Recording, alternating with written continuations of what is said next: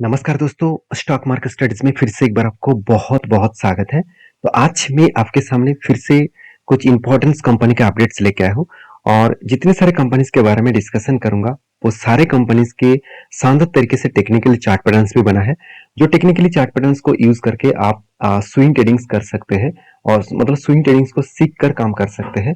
तो मेरा काम है एक्चुअली एजुकेशन पर्पस में मैं सारे वीडियोज़ को आपके साथ शेयर कर रहा हूँ। तो मेरा काम है आपको सिखाना और आप सीख कर काम करिए। तो प्लीज़ कोई भी रिकमेंडेशन मेरे तरफ से नहीं है कि आप डायरेक्टली मेरे कहने पे कोई भी बाय मत करना, कोई भी सेल मत करना। आपको अगर किसी कंपनीज़ के ऊपर काम करना है, तो उसको आप सीखिए, उसके बाद खुद के रिस्क के हिसाब से काम करिए। मतलब कितना रिस्क कैपेबिलिटी कितना आप मतलब कितना कैपिटल को आप रिस्क के हिसाब से ले सकते हैं। हाँ, एक चीज़ आपको मैं बोल सकता हूँ, अगर आप काम करना चाहते हैं मार्केट में, मैं एक चीज़ आपको कहूँगा, मान के चलिए आपने 1 लाख रुपया लेकर मार्केट में काम करने के लिए आए हैं। तो इसमें से 3 से 5% से ज़्यादा फर्स्ट टाइम मतलब जब आप नए हैं, उस हिसाब से 3 से 5% से ज़्यादा किसी भी स्टॉक के ऊपर निवेश मत करना। वो कितना भी आपको एक्यूरेसी हाई लगे, आपको 100% तो एक्यूरेसी स्टॉक मार्केट में नहीं होता।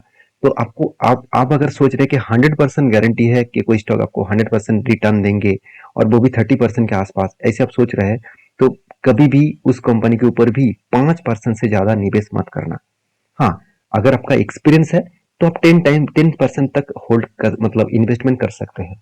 क्योंकि मेरे इतने इतने दिनों के एक्सपीरियंस के बाद भी मैं किसी कंपनीज के ऊपर 10 से 12% के ऊपर इन्वेस्टमेंट एट ए टाइम नहीं किया हूँ, एट ए टाइम नहीं किया हूँ।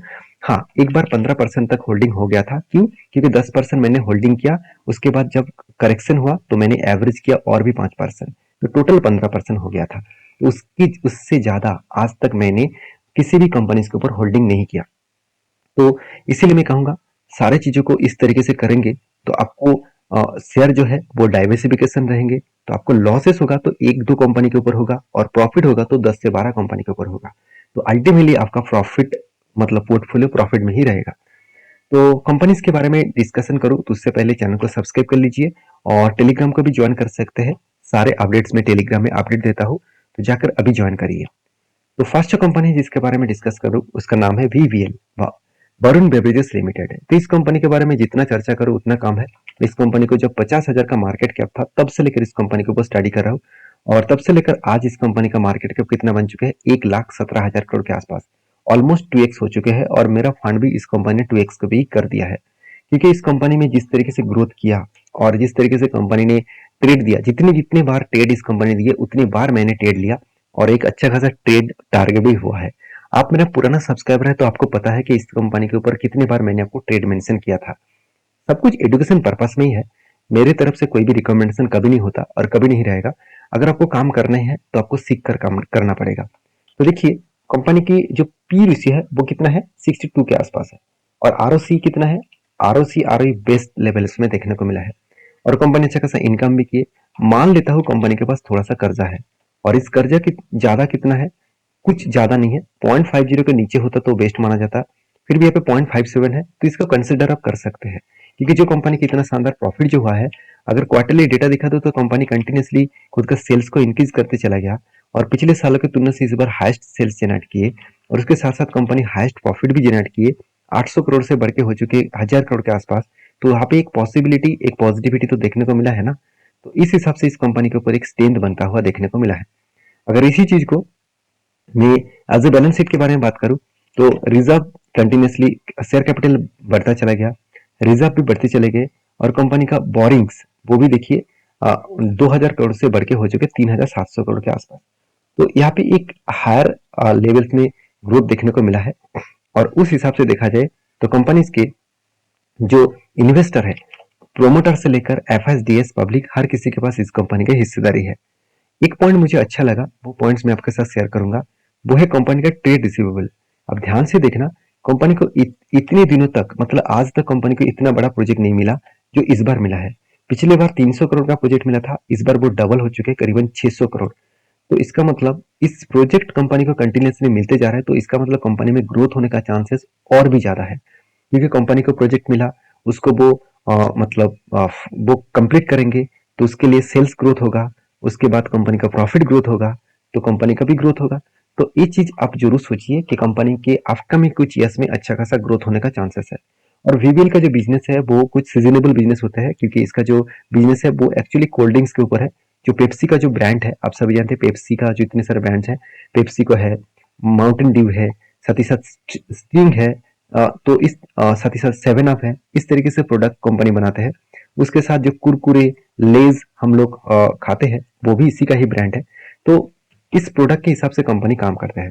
तो रही बात कंपनी के लास्ट कुछ फ्यू डेज का डिलीवरी का रिपोर्ट दिखा दूं, तो कंटिन्यूसली देखिए एक अच्छा खासा डिलीवरी उठाया जा रहा है। इसका मतलब ये जो डिलीवरी उठाया जा रहा है, आपको क्या लग रहा है कि पब्लिक डिलीवरी उठा रहा है? बिल्कुल नहीं, इंस्टीट्यूशन इस तरीके से डिलीवरी को उठा रहा है। तो जब कंटिन्यूसली डिलीवरी अच्छा खासा देखने को मिले, तो हायर पॉसिबिलिटी है एक स्ट्रेंथ और एक ब्रेकआउट यहाँ पे देखने को मिल सकता है। तो वो ब्रेकआउट कहाँ पे बनेगा? देखिए ऑलमोस्ट ब्रेकआउट बन चुके हैं। तो मैंने आपको एक ट्रेड मेंशन किया था। मैंने यहाँ पे कहाँ पे ट्रेड लिया, मैं आपको बताया था कि कंपनी कंटिन्यूसली एक रेंज के ऊपर ट्रेड किया था। उसके बाद कंपनी क्या किया, एक सपोर्ट बनाया। देखिए एक सपोर्ट को वो बार बार रिटेस्ट कर रहा था। उस सपोर्ट को रिटेस्ट करने के बाद एक उस रेंज को ब्रेकआउट किए। तो मैंने आपको ये भी बताया था कि रेंज ब्रेकआउट करने के बाद मैं कभी भी आज तक कभी भी एंट्री नहीं लिया। मैं हमेशा रिट्रेसमेंट में एंट्री लेता हूँ। तो रिवर्सल किया, रिट्रेसमेंट किया, और इस कैंडल ने कंफर्मेशन कर दिया, और इस कैंडल के ऊपर मैंने एंट्री ले लिया। और मेरे एंट्री लेवल यहाँ पे है, और मैं कंटिन्यूसली हायर साइड में ट्रेड करता रहता हूँ। और जब मैं ऑब्वियसली यहाँ पे थोड़ा सा होल्ड कर रहा है शेयर, तो मेरे हिसाब से वो रिटेस्ट फिर से एक बार इस सपोर्ट को कर सकते हैं, उसके बाद फिर से ऊपर जाने का चांसेस लेंगे। तो मैं इस ट्रेड को छोटे मोटे क्वांटिटी के साथ लिया हुआ हूँ, क्योंकि यहाँ पे कोई स्पेशली कोई एंट्री लेवल्स नहीं बना है। तो इसलिए मैं छोटा मोटा क्वांटिटी के साथ ट्रेड कर रहा हूँ। तो जब अच्छा खासा एक स्टेम दिखेगा, मैं क्वांटिटी ऐड करता रहूंगा। तो फिलहाल के लिए मेरा ट्रेड यहाँ पे बना हुआ है, तो मैं कंटिन्यू जरूर करूंगा। नेक्स्ट जो कंपनी है जिसके बारे में बात करूं, उसका नाम है एशियन पेंट। देखिए एशियन पेंट इंडिया के नंबर 1 कंपनी है, सिर्फ इंडिया के नहीं, एशिया के लार्जेस्ट कंपनी है। और इस एशियन पेंट के बारे में बात करूं तो कंपनी का अलग अलग सेक्टर के हिसाब से कंपनी काम करते हैं। मतलब अलग अलग सेक्टर के पेंट कंपनी बनाते हैं, चाहे वो वॉल प्रूफिंग हो, चाहे वो कोटिंग हो, चाहे वो कवरिंग हो, चाहे वो वॉल पेंट्स हो, तो टेक्सचर हो। तो इस तरीके से अलग अलग कैटेगरीज के ऊपर कंपनी काम करता है। खासियत यही है, कंपनी अधि साथ ही साथ मॉड्यूलर किचन, तो इस तरीके से जो लाइटिंग सॉफ्ट और जो फर्नेसिंग है, और इसके ऊपर भी कंपनी काम कर रहा है। तो इसका मतलब हर कोई प्रोजेक्ट को कंपनी पकड़ कर रखे है, इस प्रोजेक्ट से कंपनी का अर्निंग बढ़ सकता है। मैं इस कंपनी के ऊपर बहुत बुलिश हूँ, और मेरा एज ए इन्वेस्टमेंट भी है। और मैं इस कंपनी के ऊपर एज ए एसआईपी मूड के हिसाब से इन्वेस्टमेंट भी करता रहता हूँ। और हमेशा हर मंथ में एसआईपी नहीं करता हूँ, और ज़्यादा टाइम मुझे मतलब फंडिंग मिले तो मैं इसके ऊपर कंटिन्यू जरूर करता हूँ, क्योंकि इस कंपनी एवरेजली आपको जो रिटर्न दिया, वो ऑब्वियसली कंटिन्यू आपके साथ करना चाहिए, क्योंकि 20% के आसपास एवरेज आपको रिटर्न दे रहा है। तो एज अ लॉन्ग टर्म के लिए मैं तो जरूर सोचता हूँ, और कभी अगर ट्रेड मिले तो उसके ऊपर मैं एंट्री भी लेता हूँ। तो अभी एक पॉइंट मैं आपके साथ शेयर करूँ कि लास्ट कुछ कंपनीज के जो डेटा है, वो मैं आपको बता दूं, कंपनी का सेल्स में कुछ खराबी नहीं है। हर साल कंपनी सेल्स बढ़ाते चले गए, एक्सपेंस को भी कंपनी कंट्रोल में रखे, और उसके बाद कंपनी प्रॉफिट को भी हर साल बढ़ाते चले गए हैं। तो यही इस कंपनी का सबसे ज्यादा खासियत है कि कंपनी कभी भी खुद को अलग लेवल से रिप्रेजेंट नहीं करता है। कंपनी में करेक्शन यहाँ पे हुआ था, करेक्शन यहाँ पे होने के कारण था जो क्रूड ऑयल का जो प्राइस है वहां पे कुछ चेंजिंग देखने को मिला था, और यहाँ पे भी करेक्शन हुआ था क्योंकि क्रूड ऑयल का प्राइस बढ़ गया था। फिर से एक बार क्रूड ऑयल का प्राइस बढ़ रहा है। अगर यही डेटा को मैं आपको यहाँ से डिस्कशन करूँ, आप ध्यान से देखना। देखिए क्रूड ऑयल का प्राइस अभी, ब्रांड क्रूड ऑयल का प्राइस कितना हो चुका है? $88 पर बैरल का। तो $88 पर बैरल का हो चुके हैं। और यहाँ पे देखिए चेंजिंग भी हो रहा है, क्योंकि ये हमेशा चलते रहते हैं। और देखिए कुछ टाइम वो पीरियड में कंपनी का क्रूड ऑयल का प्राइस मतलब करेक्शन हुआ था, गिर गया था। और उसके बाद देखिए फिर से कब मई मंथ में यहाँ पे करेक्शन हुआ था, और आज देखिए कंपनी का क्रूड ऑयल का जो प्राइस है वो टॉप लेवल में है। और इस तरीके से देखिए ब्रांड क्रूड ऑयल अभी कितना है? 92 के आसपास है। तो इतना शानदार जर्नी इसलिए हुआ है, इतना शानदार प्राइस इंक्रीजिंग हुआ है, जिसका डायरेक्टली इम्पैक्ट पेंट इंडस्ट्रीज के ऊपर पड़ेगा। क्योंकि पेंट इंडस्ट्रीज में जो केमिकल्स यूज किया जाता है, उसके साथ साथ पेंट को बनाने के लिए क्रूड ऑयल का बहुत ज्यादा मतलब जरूरत है, क्योंकि क्रूड ऑयल से ही पेंट बनाए जाते हैं। तो मेरे हिसाब से जब क्रूड ऑयल का प्राइस बढ़ेगा, तो ऑब्वियसली पेंट इंडस्ट्रीज के ऊपर थोड़ा सा प्रेशर तो बनेगा। तो फिर भी इस कंपनी अलग लेवल में खुद को रिप्रेजेंट करके रखे हैं, और उस हिसाब से देखा है तो इंस्टीट्यूशन भी इस कंपनी के ऊपर पहले जितना होल्डिंग्स रखे थे, आज भी उतना होल्डिंग्स रखे हैं। तो मेरे हिसाब से इस कंपनी के ऊपर आपको कंटिन्यूअसली जरूर फोकस रखना है, क्योंकि कंटिन्यूअसली इस कंपनी के ऊपर लगातार बाइंग होता जा रहा है। तो कंटिन्यूअसली बाइंग इसलिए हो रहा है, कुछ ना कुछ पॉजिटिविटी तो होने वाला है। तो कहाँ पे होने वाला है वो देखिए। तो मैंने एक ट्रेड आपको मेंशन किया था, वो ट्रेड कुछ इस तरीके से था, शोल्डर कम हेड कम शोल्डर बना था। और यहाँ पे देखिए थोड़ा सा ऊपर जाने के बाद फिर से क्रैश हो गया। क्यों हो गया मैं पहले भी बोल चुका हूँ। आपको जो प्रीवियस रेंज में मार्किंग करके रखा था, वो प्रीवियस रेंज क्या था, एक स्ट्रॉन्ग रेजिस्टेंस कम सप्लाई जोन। अभी रेजिस्टेंस सप्लाई जोन क्या होते हैं, देखिए प्राइस एक्शन के हिसाब से जो रेंज को वो ब्रेकआउट करने के लिए बार बार वो रिटेस्ट करते हैं अपर साइड में, उसको कहा जाता है रेजिस्टेंस। और सप्लाई जोन कहाँ पे है, देखिए वही रेंज के बाद एक बिग क्रैश हुआ, बिग क्रैश हुआ तो इसका मतलब वही लेवल्स उसका सप्लाई जोन है, जहाँ पे सप्लाई बहुत ज्यादा है, डिमांड कम हो गया, तो जिसके लिए शेयर के ऊपर प्राइस गिरना स्टार्ट हो गया। तो देखिए यही रेंज को वो रिटेस्ट किया और उसके बाद देखिए करेक्शन हुआ। तो आपको क्या लग रहा है कि कंपनी यहाँ से गिर गया बर्बाद हो जाएगा? बिल्कुल नहीं, थोड़ा सा टाइम लग सकते हैं, उसके बाद फिर से वो रिकवरी करेगा और फिर से वो यहाँ पे टारगेट अचीव कर सकते हैं। टारगेट अगर अचीव करे तो 16% के आसपास टारगेट बन सकते हैं। तो मैं यहाँ से करेक्शन होकर और भी गिरे तो मैं फिर से कुछ क्वांटिटी ऐड करूंगा, क्योंकि मैं एवरेज करने के लिए तैयार हूँ, क्योंकि इतना शानदार पैटर्न जो बना है उसके साथ साथ एशियन पेंट जैसे कंपनीज के ऊपर पैटर्न क्रिएट हुआ है, तो हायर पॉसिबिलिटी है तो उस लेवल को वो अचीव करेंगे। क्योंकि अब ध्यान से देखना, इस तरह एक बार नहीं तीन तीन बार यहाँ पर रेजिस्टेंस था और यहाँ पे फोर्थ टाइम रेजिस्टेंस को फेस किया। इसका मतलब इसके बाद अगर रिटेस्ट करे तो कोई नहीं रोक पाएगा इस टारगेट को पाने के लिए, क्योंकि मैं बहुत बार देख चुका हूँ जब फोर्थ टाइम्स किसी रेंज को वो ब्रेक नहीं कर पाते हैं तो उसके बाद जो ब्रेकआउट होता है वो लेवल्स बहुत स्ट्रांग होता है और उस लेवल उसको तोड़ने के लिए बहुत स्ट्रांग है। और जिस तरीके से देखिए लोअर हाई जो बनते जा रहा है, तो इसका मतलब है हायर पॉसिबिलिटी है उसको ऊपर साइड में ही ब्रेकआउट कराएगा। तो मैं तो बुलिश हूँ, आपके क्या राय है इसके ऊपर जरूर कमेंट्स करना। और जितने सारे दोस्तों को यहाँ पे अपॉर्चुनिटी उसको मिस हो चुके थे, फिर से उसको अपॉर्चुनिटी मिल रहा है, तो आप इस कंपनी को बस स्टडी करके कुछ डिसीजन ले सकते हैं। तो ये डिसीजन ऑब्वियसली आपके ऊपर होगा, मेरा कोई रिकमेंडेशन नहीं है, प्लीज आप इसको रिकमेंडेशन मत समझ लेना, क्योंकि मैं कोई रिकमेंडेशन नहीं करना चाहता हूँ, क्योंकि मैं कोई सेबी रजिस्टर्ड पर्सन नहीं हूँ, तो इसलिए मैं कोई रिकमेंडेशन आपको नहीं कर पाऊंगा। तो आपको काम करना है तो आपका रिस्क के हिसाब से ही करना पड़ेगा। नेक्स्ट जो कंपनी उसके बारे में बात करें उसका नाम है आईटीसी। देखिए आईटीसी एक पॉपुलर कंपनी है, आप सभी जानते हैं, एफएमसीजी इंडस्ट्रीज में लीडर कंपनी है। और कंपनी का जो मेजोरिटी जो इनकम होते हैं वो सिगरेट मतलब तंबाकू प्रोडक्ट के ऊपर है। तो एक दोस्त को मैंने मतलब एक दोस्त ने, सॉरी एक नहीं दो दोस्त ने मुझे कमेंट्स किए थे, क्योंकि पिछले बार मैंने आपको एक कमेंट्स करने के लिए बोला था कि इस कंपनी का एक प्रोडक्ट का नाम बताइए और वो भी सिगरेट का। तो उन्होंने बताया कि फ्लेक, तो फ्लेक इसका प्रोडक्ट है। और मैं बहुत थैंकफुल हूँ कि जिस दोस्त ने मुझे कमेंट्स किए, जिस दो दोस्त ने मुझे कमेंट्स किए, क्योंकि उन्होंने अच्छा खासा स्टडी करा है। मेरे हिसाब से एक दिन वो बड़ा ट्रेडर और इन्वेस्टर जरूर बनेगा। तो देखिए मैं ये नहीं कहूंगा कि आप भी अच्छा खासा स्टडी नहीं कर पाते, और मैं आपको यही कहूंगा कि आप स्टडी करिए, कंटिन्यू स्टडी करिए, तो आपको कोई नहीं रोक पाएगा मार्केट से पैसा कमाने के लिए, क्योंकि आपके पास नॉलेज रहेंगे तो आपको हमेशा प्रॉफिट ही दिखेगा, लॉस नहीं दिखेगा। क्योंकि जहां पे आप ट्रेड लेंगे सोच समझ कर लेंगे, ऐसे नहीं कि किसी का बात सुनकर ले रहा है। तो मेरी बात सुनकर भी आपको ट्रेड लेने का जरूरत नहीं पड़ेगा, आपको सिर्फ आपके कन्विक्शन के ऊपर, आपके नॉलेज के ऊपर ही आप ट्रेड लेंगे। तो देखिए इस कंपनी की खासियत में दो पॉइंट के हिसाब से दिखा दूं कि कंपनी का प्रोमोटर तो जीरो है, और कंपनी का इनकम बहुत शानदार है, हाथ में कैश भी शानदार है, डेप्थ एकदम जीरो है।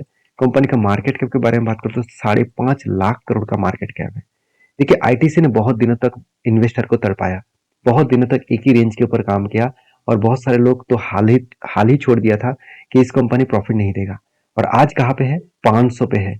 एक टाइम कंपनी के 200 के नीचे चल रहा था बहुत टाइम तक, उसके बाद 500 तक गया। तो ऑब्वियसली आपका फंड तो 2 टाइम से ज्यादा कर दिया ना। तो मेरे हिसाब से इस कंपनी के ऊपर आपको लॉन्ग जाने के लिए सोचना चाहिए, क्योंकि कंपनी में आज तक कभी तक सेल्स को कम नहीं किया, छोटा मोटा करेक्शन हुआ है, कंपनी खुद को अलग लेवल से एक्सपेंस को कंट्रोल किए, और कंपनी देखिए प्रॉफिट को कंटिन्यूअसली एक अच्छे लेवल में जर्नी के हिसाब से दिखाया, कंटिन्यूअसली प्रॉफिट को वो लगातार लगातार इंक्रीज करते चले गए। तो मेरे हिसाब से कंपनी का जो प्रॉफिट रेशियो है बहुत शानदार है। और एज ए इन्वेस्टर, प्रोमोटर के बाद देखिए एफ आई, सॉरी प्रोमोटर तो नहीं है, एफ आई और डीएस ने अच्छा खासा तगड़ा बाइंग करके रखे। तो आपको क्या लग रहा है कि प्रोमोटर नहीं कि कंपनी गिर जाएगा? बिल्कुल नहीं। जो एफ आई और डीएस ने माल उठा कर रखे हैं, ऑलमोस्ट वो दोनों मतलब दोनों इंस्टीट्यूशन मिलकर तो 85% के आसपास, 84% के 85% के आसपास होल्डिंग उनके पास है। तो मेजोरिटी स्टेक उसके उसके पास है। तो वो जो डिसीजन लेंगे इस कंपनी के ऊपर, वो बेस्ट डिसीजन होगा, क्योंकि वो हमेशा चाहेंगे इस कंपनी को ग्रोथ करने के लिए। देखिए, मान के चलिए मेरा बिजनेस है, मैं कुछ भी सोच सकता हूँ, कुछ भी कर सकता हूँ। अगर मेरे 5 पार्टनर है, तो हर हर पार्टनर के बात सुनकर ही काम करना पड़ेगा। तो हर कोई नहीं चाहेंगे कि मेरा पैसा डूब जाए। तो हर कोई कोशिश करेंगे कि सारे पार्टनर्स को साथ जुड़कर काम करने के लिए। तो मेरे हिसाब से इस तरीके से अपॉर्चुनिटी आपको शायद दोबारा दूसरे कंपनी के ऊपर ना मिले। तो इस कंपनी के ऊपर जरूर फोकस रखना। और लास्ट कुछ फ्यू डेज में कंटिन्यूअसली कंपनी के ऊपर एक तगड़ा बाइंग देखने को मिला है। और इस तगड़ा बाइंग होने के बाद जो चार्ट पैटर्न से हमें बना है, तो देखेंगे तो इस तरीके से बना। मैंने आपको मेंशन भी किया कि इस रेंज को ब्रेकआउट किया, ऊपर गया और देखिए रिट्रेसमेंट किया।